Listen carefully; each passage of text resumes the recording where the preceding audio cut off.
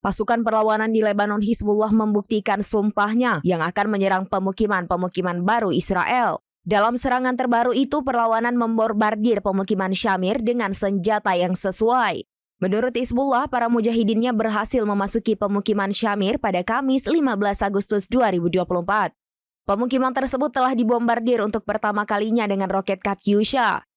Serangan ini untuk membalas tindakan Israel terhadap desa-desa dan rumah-rumah persembunyian di selatan, terutama yang menargetkan kota Marjayun dan melukai warga sipil di sana, selain mendukung dan melawan Gaza.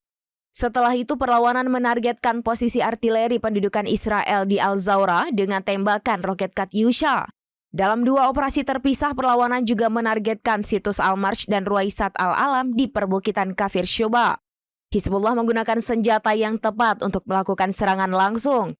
Ia juga menargetkan situs Mayan Baruj dengan menggunakan peluru artileri.